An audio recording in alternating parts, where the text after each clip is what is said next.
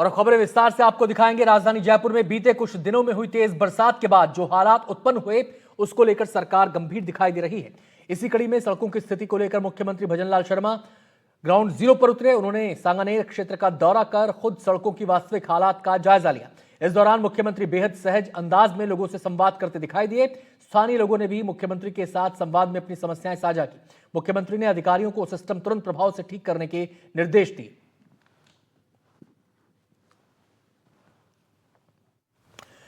और ये 3 तस्वीरें आप देख सकते हैं। आज कई इलाकों का दौरा किया है मुख्यमंत्री ने।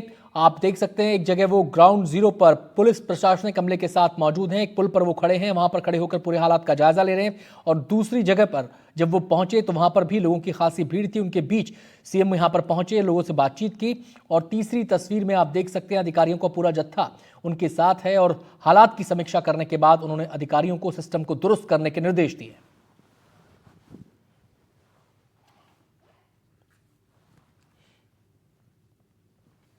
आपको बता दें कि दौरे के दौरान मीडिया से बात करते हुए मुख्यमंत्री शर्मा ने कहा कि राजधानी की सड़कों पर दशा सुधारना सरकार की प्राथमिकता है। जो भी लापरवाही सामने आएगी उस पर कड़ी कार्रवाई की जाएगी।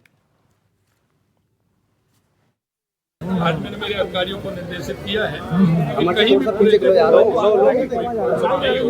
कोई ऐसी स्थान नहीं हो जहाँ किसी तरह से कोई घटना हो, किसी का परेशानी हो, वो परेशानी नहीं होनी चाहिए। और ऐसे जीर्ण भवन पूरे राजस्थान के अंदर कहीं भी सरकारी हो, प्राइवेट हो, ऐसा नहीं हो जो बारिश के कारण वो क्षतिग्रस्त हो, उससे किसी जनहानि हो, ऐसी स्थिति नहीं हो। और मैं इतना ही कहना चाहता हूँ कि बारिश जो हमारे राजस्थान के अंदर हो रही है, हमारे जो वंदे गंगा अभियान जो हमारा चला हुआ है, उस अभियान के अंदर हमारे जितने तालाब, सरोवर, हमारी बावड़ी, हमारे कुएं की सफाई निश्चित रूप से आज सभी जगह आप ये भरे हुए हैं। सीधे हम रुक करेंगे। हमारे सहयोगी सुशांत हमारे साथ जुड़ गए हैं और जानकारी देने के लिए। सुशांत, सबसे पहले तो ये बताएं कितनी देर तक मुख्यमंत्री ग्राउंड जीरो पर रहे और कितने इलाकों का उन्होंने दौरा किया? इस दौरान लोगों ने क्या शिकायतें उनके सामने रखी? देखिए अनंत, 1.5 से 2 घंटे उनकी पूरी विजिट चली है और उसमें उन्होंने जवाहर सर्किल से उसकी शुरुआत की और मुहाना होते हुए बीच के कई रास्ते उन्होंने देखे और लोगों से बातचीत की। एक जगह रुककर उन्होंने चाय भी पी, कुछ बच्चों के साथ तस्वीरें खिंचवाई और लगभग सभी जगह जहां जहां वो गए स्थानीय लोगों से फीडबैक लिया और उसी के हिसाब से अधिकारियों को निर्देशित किया। लेकिन आप ये देखिए कि किसी भी शहर में अगर व्यवस्थाओं को ठीक करने के लिए, खासतौर पे बरसात से बने हालातों से निपटने के लिए मुख्यमंत्री को उतरना पड़ रहा है, तो आप समझिए कि परिस्थितियां कितनी विकट हैं और सिस्टम का कितना बड़ा फेल्यूर है। और ये उनका अपना विधानसभा क्षेत्र जो हम शाम को बात कर रहे थे, लगभग सभी जगह परिस्थितियां जो है चुनौतीपूर्ण मिली। लोगों ने शिकायतें की, जल भराव की या फिर जाम की स्थिति की, सड़कों के टूटने की। और उनके दौरे के ठीक बाद जेडीए ने उस इलाके में जितने भी अंडरपास हैं उन सभी से पानी निकालने की कवायद शुरू की है आनंद। तो अपने आप में ये बहुत ही सिस्टम की बड़ी विफलता। और केवल सांगानेर नहीं, हमने आज सुबह बहुत तस्वीरें ऐसी दिखाई हैं जयपुर के 4 दीवारी क्षेत्र की, जहां पानी भरा हुआ है, गाड़ियां डूब चुकी थी और पानी निकलने में घंटों लग गए, लोग जाम में फंसे रहे। और ये ऐसा नहीं है कि पहली बार हुआ है जयपुर में, इससे पहले बहुत बार हम लगातार इस तरह की तस्वीरें दिखा रहे हैं, लेकिन सिस्टम को ठीक नहीं किया जा सका। हम सीएम को सुन रहे थे, उन्होंने कहा कि अधिकारियों की ये चूक बर्दाश्त नहीं की जाएगी। लेकिन मैं शाम को आपसे बात करते हुए कह रहा था कि कोई बड़ी लकीर खींचनी बेहद जरूरी है, कोई नजीर पेश करनी होगी। सिस्टम में जो लोग काम नहीं कर रहे हैं उनके खिलाफ एक्शन लेना होगा, अन्यथा मुख्यमंत्री के उतरने के बाद भी इसी तरह के हालात फिर से बन सकते हैं। जी, आपने सुशांत बताया कि जेडीए के जो अधिकारी हैं वो नींद से जागे और फिर उन्होंने पानी को निकालने की कवायद शुरू की। इंपैक्ट कितना हुआ? क्या सभी इलाकों से पानी निकल गया है? पहली बात। दूसरी बात, आने वाले दिनों में मौसम का क्या हाल रहने वाला है? तीसरी बात, केवल जयपुर नहीं है जहां पर जल जमाव हुआ है, प्रदेश के बहुत सारे ऐसे इलाके हैं, क्या उन इलाकों में भी, कुछ चुनिंदा इलाकों में सीएम जा सकते हैं? देखिए, ये उनका विधानसभा क्षेत्र था तो शुरुआत तो वहां से की है, लेकिन संदेश तो पूरे जयपुर में गया है, पूरे प्रदेश में गया है कि मुख्यमंत्री खुद निकले हैं, मंत्री भी निकलेंगे, अधिकारी भी निकलेंगे। लिहाजा सिस्टम को ठीक करने की दिशा में कवायद शुरू कर देनी चाहिए और जेडीए ने तुरंत एक्शन भी लिया है, क्योंकि उस इलाके में कई सारे अंडरपास ऐसे हैं जहां पानी भर गया था, आवागमन बिल्कुल ठप हो गया था, लोग नहीं जा पा रहे थे। यूज नहीं कर पा रहे थे, तो अभी मोटर्स लगाकर उनको पानी को बाहर निकालने की कवायद शुरू की है। केवल सांगानेर नहीं, चाहे वो मालवीय नगर का क्षेत्र हो, जगतपुरा हो या जी। फिर चारदीवारी का इलाका हो। तो ये एक संदेश तो गया है, इसमें कोई दो राय नहीं है अनंत। और संवेदनशील मुखिया के नाते उनकी कवायद भी अपनी जगह ठीक है, लेकिन क्या सीएम को हर बार उतरना पड़ेगा, ये सबसे बड़ा सवाल है। और क्यों नहीं अधिकारी समय रहते चेतते हैं, क्यों नहीं सिस्टम को समय से पहले ठीक किया जाता, और क्यों जयपुर के लोगों को हर बार इसी तरह की परेशानी से गुजरना पड़ता है। और केवल जयपुर नहीं, मैं अगर बात करूं आज की तारीख में, तो टोंक हो, सवाई माधोपुर हो या फिर झालावाड़ कोटा का इलाका हो, बरसात की वजह से पूरा राजस्थान एक तरीके से बंधक की स्थिति में है। और कम से कम हाड़ौती, जहां बाढ़ के हालात हैं, तो चलिए। सिस्टम को अगर सही ढंग से जी। सुचारू रूप से चलाया जा सके तो ऐसी तस्वीरों से बचा जा सकता है। आने वाले दिनों में देखेंगे कि इंपैक्ट क्या हुआ है, कितने जागा है प्रशासन और कितने जागे हैं प्रशासन के अधिकारी। बहुत बहुत शुक्रिया सुशांत आपका इस पूरी जानकारी के लिए। जयपुर में तेज बारिश के चलते हालात खराब हैं, नदियां नाले उफान पर हैं। जयपुर के दर्जनों इलाकों में जल भराव की समस्या है, सड़कें दरिया बन चुकी हैं, वाहन रेंग रेंग कर चल रहे हैं। निचले इलाकों में हालात भयावह हैं। वहीं जयपुर की मानबाग इलाके में कॉलोनी का रोड से संपर्क टूट गया है। सड़क पर तेज बहाव से पानी बह रहा है, जिसकी वजह से कॉलोनी वासी रोड पार करके नहीं आ पा रहे हैं।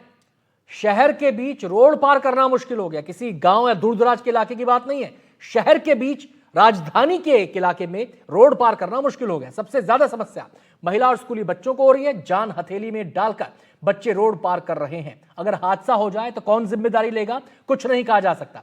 वहीं दरिया बनी सड़कों पर बच्चे नहाते हुए भी दिखाई दिए। बच्चे तो बच्चे हैं, उन्हें क्या पता कि दरिया किस वजह से बना है, किसकी लापरवाही से बना है, किसकी अनदेखी से बना है और किनके झूठे वादों के कारण बना है। मौके से ज्यादा जानकारी दे रहे हैं हमारे संवाददाता दीपक चावला। जयपुर में बारिश की वजह से हाल बेहाल है। मैं इस वक्त जयपुर दिल्ली हाईवे पर हूँ, मानबाग इलाका इसे कहते हैं। आप देखेंगे किस तरह से जो सड़कें हैं वो दरिया बन गई हैं। आप तस्वीर देखकर ये अंदाजा नहीं लगा सकते कि ये रोड है या दरिया है, लेकिन आप देखेंगे किस तरह से लोग यहाँ पर जो है वो परेशान हैं। आप देखेंगे कि कॉलोनी के उस पार कुछ लोग जो है इकट्ठा है, वो इस पार आना चाहते हैं, लेकिन वो वहाँ पर जो है वो फंसे हुए हैं। बच्चों को ज़्यादा परेशानी हो रही है, स्कूल से आने जाने वाले जो बच्चे हैं उनको ज़्यादा परेशानी हो रही है। इसके साथ ही जो हाईवे पे जो वाहन चालक है उनको ज़्यादा परेशानी हो रही है। ये तस्वीरों में आप देखें किस तरह से जो बच्चा है वो जान हथेली पर डालकर अपने घर पर जाने की कोशिश कर रहा है, क्योंकि रोड के उस पार इस बच्चे का घर है, लेकिन वहाँ पर तेज पानी जो है वो बह रहा है। आप जो प्रशासन की लापरवाही है वो आप देखेंगे किस तरह से जयपुर का ड्रेनेज सिस्टम जो है वो खराब हुआ है। किस तरह से नालों की सफाई नहीं होती, जिसकी वजह से इस तरह से हाल जो है वो बेहाल हो चुके हैं। रोड जो है वो आप देखेंगे किस तरह से यहाँ पर वाहन चालक आ रहे हैं, परेशान हो रहे हैं। और रोड के उस तरह आप देखेंगे बच्चे जो है वो रोड पर दरिया बन गई तो बच्चे जो है वो कहीं ना कहीं नहाते हुए नजर आ रहे हैं। आप कहाँ के रहने वाले हो, क्या समस्या है? आज 10 साल हो गए ये नाला साफ नहीं होता। आधा पानी तो उस नाले से ही कम हो जाएगा अगर गवर्नमेंट चाहे तो। गवर्नमेंट इस चीज़ों पर तो ध्यान देती नहीं है कभी। आज सालों हो गए, 10 साल से पानी यहीं बहता हुआ आता है रोड के ऊपर। ट्रैफिक हो जाता है, कभी एक्सीडेंट होते हैं, कभी कुछ होता है। तो इस चीज़ पे तो समाधान होना चाहिए ना। इस चीज़ को पार्षद आके देखे कि बच्चों को परेशानी हो रही है, वाहन को परेशानी हो रही है, बहुत ज़्यादा दिक्कत है। बच्चों स्कूल से कहीं जाना हो तो मुझे सबसे ज्यादा ये लेता है। ये बचाव करते हैं। ये मानबाग बच्चे हैं, मानबाग सड़वा नाई की धड़ी उधर होता हुआ जाता है पूरा पानी। इस नाले की सफाई क्यों नहीं होती? 10 साल हो गए आज तक। ये सब पानी जलमेल का पानी आता है सारा। ये आप देखेंगे कि मानबाग, नाई की थड़ी, सरवा, ये जो मोड़ है ये पूरा क्या प्रभावित है। रोड यहाँ पर जाम हो चुकी है, गाड़ियाँ यहाँ पर फंस रही है, गाड़ियाँ यहाँ पर पानी की वजह से बह जा रही है। बच्चे जो है वो दरिया बन चुकी है सड़कें, तो बच्चे इसमें नहाते हुए नज़र आ रहे हैं। तो ये हालात है जयपुर के। ये जयपुर का दिल्ली हाईवे जहाँ से दिल्ली जाया जाता है ये इस समय पूरी तरह से प्रभावित है और मान सकते हैं कि अभी पानी निकलने में जो है वो समय लगेगा। स्थानीय लोगों का आरोप है कि नालों की सफाई नहीं होती, प्रशासन ध्यान नहीं देता और हर साल यहाँ पर इसी तरह के हालात बनते हैं। बच्चे यहाँ से निकल रहे हैं तो उनको भी बहुत बड़ा खतरा है। अब देखना ये होगा कि कब तक सरकार इनकी ओर देखती है, प्रशासन इनकी तरफ देखता है और कब ये हालत जो है वो ठीक होते हैं। सहयोगी जसराज के साथ दीपक चावला, NDTV, जयपुर।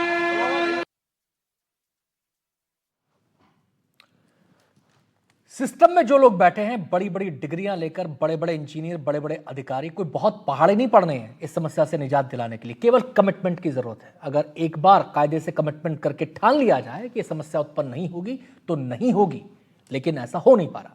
सवाई माधोपुर जिले में लगातार हो रही मूसलाधार बरसात से नदी नालों में आए उफान के बीच एसडीआरएफ की 2 अलग अलग टीमों ने चंबल नदी और लटिया नाले में फंसे 16 नागरिकों को सुरक्षित रेस्क्यू कर उनकी जान बचाई। खंडार थाना क्षेत्र में तैनात टीम C7 को मई कला गांव में चंबल नदी के तेज बहाव में फंसे ग्रामीणों के रेस्क्यू के लिए रवाना किया गया। वहीं 10 जवानों की टीम आपदा राहत उपकरणों के साथ मौके पर पहुंची। क्षेत्र में कोटा बैराज के गेट खोलने के कारण नदी उफान पर थी और गांव में पानी भर गया। रेस्क्यू टीम ने त्वरित कार्रवाई करते हुए 3 पुरुष, 2 महिलाएं और 4 बच्चों समेत कुल 9 नागरिकों को लाइफ जैकेट पहनाकर सुरक्षित निकाला। इसके साथ ही ग्रामीणों के 40 मवेशियों को भी बहाव से सुरक्षित बाहर निकाला गया। इसी प्रकार सवाई माधोपुर शहर के समीप लटिया नाले के तेज बहाव में फंसे 7 नागरिकों को भी एसडीआरएफ की C8 टीम ने सूचना मिलने पर मौके पर पहुंचकर सफलतापूर्वक सुरक्षित निकाला।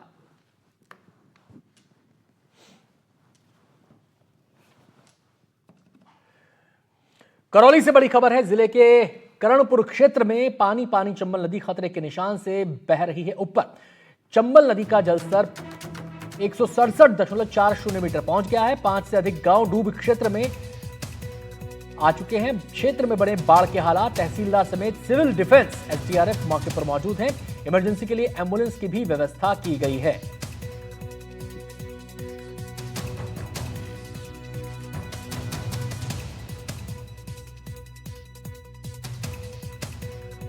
करौली जिले के करणपुर क्षेत्र में यह स्थिति है।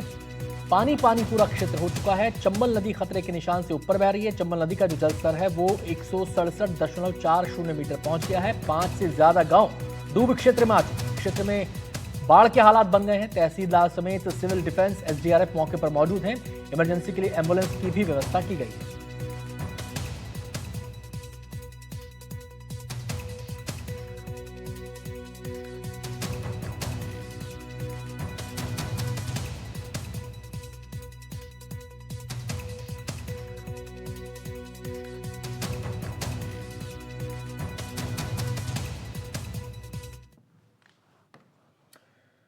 दिल्ली से बड़ी खबर। लोकसभा के शून्यकाल में सुनाई दी एसआई भर्ती की गूंज। भर्ती रद्द करने और आरपीएससी के पुनर्गठन की मांग की गई। आरएलपी अध्यक्ष और सांसद हनुमान बेनीवाल ने इस मुद्दे को उठाया। पेपर लीक जैसे मामलों में कठोर कानून बनाने की उन्होंने मांग की है। पेपर लीक मामलों की सीबीआई से जांच करवाने की मांग भी उन्होंने की है। राजस्थान प्रदेश के अंदर पूर्ववर्ती सरकार और उससे पहले के समय के अंदर पेपर लीक की जो घटनाएं हो रही है, एसआई भर्ती जिसमें 859 नए थानेदार बनाने थे, 103 से ज्यादा ट्रेनी और अन्य लोग जेल के अंदर एसओजी जांच कर रही है। और राष्ट्रीय लोकतांत्रिक पार्टी के नेतृत्व में हमने बड़ी रैलियां 1-1.5 लाख की रैली जयपुर के अंदर की, राजधानी के अंदर जेल भरो आंदोलन चलाया। आज भी 100 दिन से प्रदेश का युवा एसआई भर्ती को रद्द कराने को लेकर, आरपीएससी के पुनर्गठन को लेकर जयपुर में धरने पे, मैं स्वयं लगातार 70 दिन से ज्यादा धरने पे था। लोकसभा चल रही है। सभापति महोदय, मेरा निवेदन है कि आरपीएससी को भंग करके एसआई भर्ती को रद्द करके पेपर लीक की तमाम घटनाएं जो राजस्थान के अंदर हो रही है, जिन्होंने राजस्थान को बदनाम कर दिया, हम चाहते हैं कि इन मामलों की सीबीआई जांच हो। प्रधानमंत्री जी और गृह मंत्री जी अपील कर चुके हैं, टाइम भी मांगा है कि एसआई भर्ती रद्द करें और पेपर लीक की घटनाओं की रोकथाम के लिए नया कानून राजस्थान के अंदर बनाए। ये हमारी मांग है। और अब भीलवाड़ा से बड़ी खबर है। लोकसभा में अवैध माइनिंग का मामला उठा। सांसद दामोदर अग्रवाल ने अवैध ब्लास्टिंग की शिकायत की। अवैध ब्लास्टिंग और खनन करवाने के आरोप लगाए। प्रताड़ित किसानों को न्याय दिलाने की उन्होंने मांग उठाई। गांव में 300 मीटर की परिधि में 15 मीटर का घेरा बनाकर 45 केजी का बारूद भर के अवैध ब्लास्टिंग की जा रही है। इसी प्रकार से खसरा संख्या 2006 में चरागा भूमि में भी अवैध खनन हो रहा है। खसरा संख्या 21/44 में गैर मुमकिन नाले को भी बंद कर दिया गया है।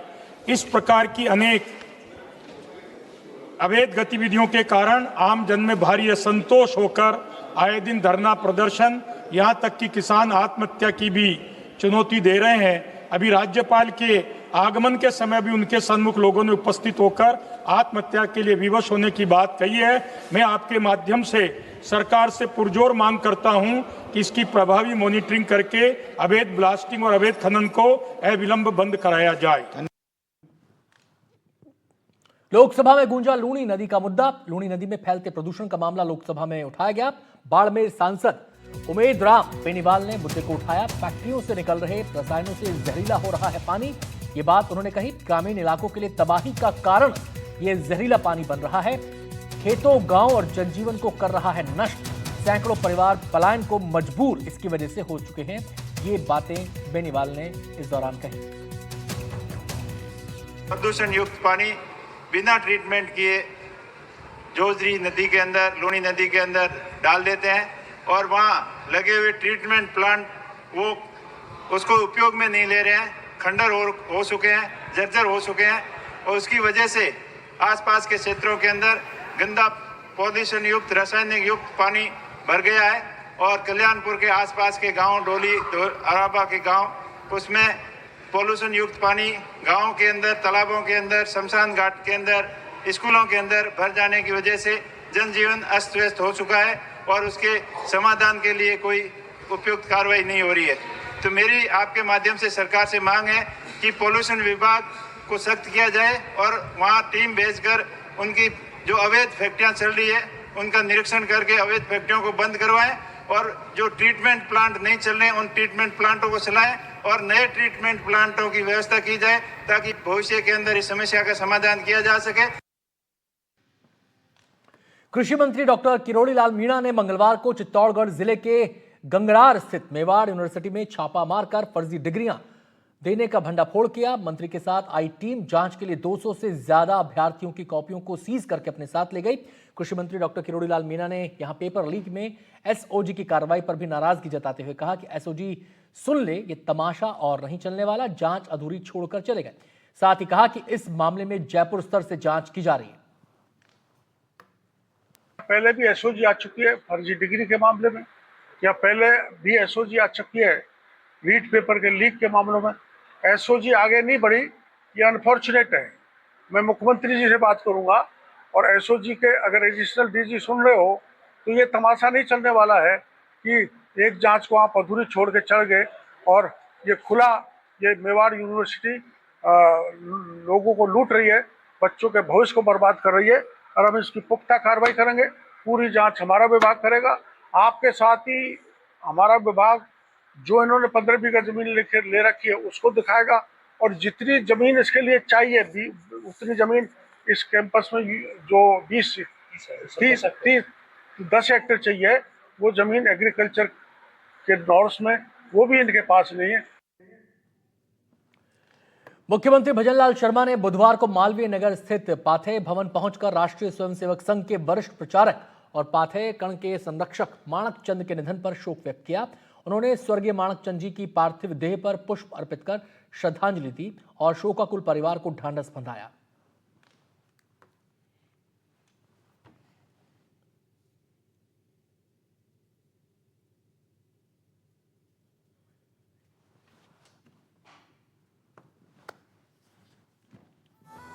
छोटा सा ब्रेक लेंगे, ब्रेक के बाद भी खबरें जारी हैं।